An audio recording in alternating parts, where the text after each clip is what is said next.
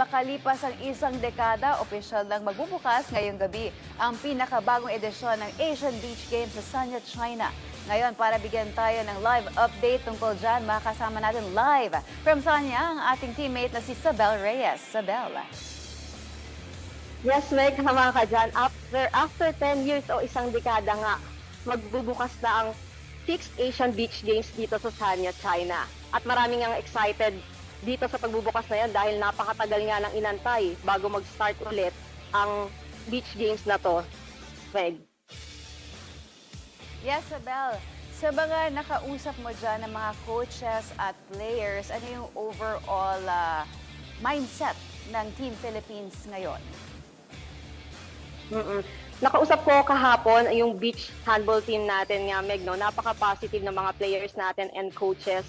Dahil nga, may panalo na sila. Sa first game nila nga, nanalo sila kontra Hong Kong, China. Bagamat nabigo sila sa Iran. Yung Iran kasi, Meg, is number 2 sa Asia. So, pero ito ang good news doon. Dahil dikit naman yung laban, Meg. Yun nga yung report natin kanina. And napaka-positive ng ating mga athletes and coaches dito nga at excited nga sila dahil nga after 10 years ay makapaglalaro nga ulit sila dito sa Asian Beach Games.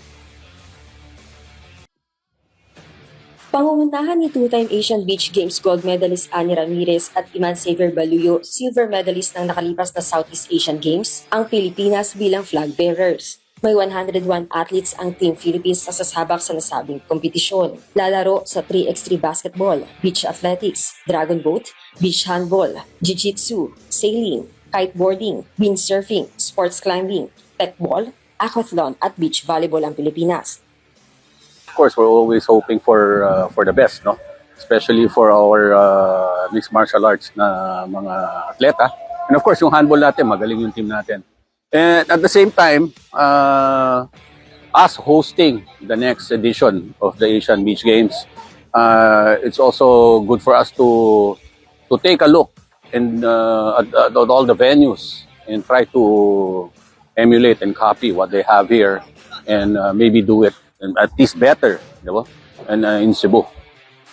Sa 2016 Asian Beach Games, nakapag-uwi ang Pilipinas ng 2 gold, 4 na silver at 15 bronze medals. Ngayong 2026, hangad ng bansa ang mas magandang performance sa pagbabalik ng torneo. Meg, mamayang alas 8 nga ng gabi magbubukas ang 6th Asian Beach Games dito sa Sanya, China. Meg?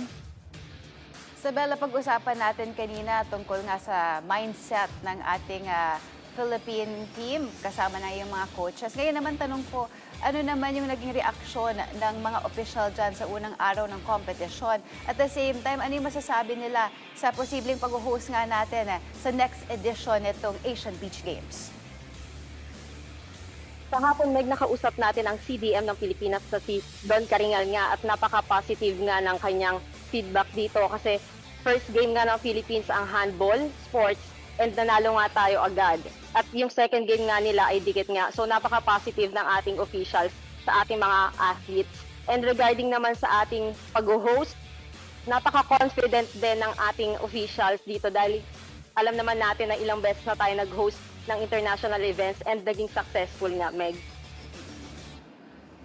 Ngayong araw, ano-ano yung mga events na dapat abangan ng mga Pilipino dyan sa Sanya, lalo na ang mga laban ng Team Philippines, Sabel?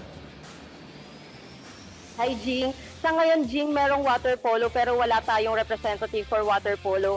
Kaya nakafocus ngayon ang ating mga Philippine athletes sa opening ng 6th Asian Beach Games. Jing. Alright, maraming salamat, Sabel, and we look forward sa mga report mo dyan sa Sanya, China.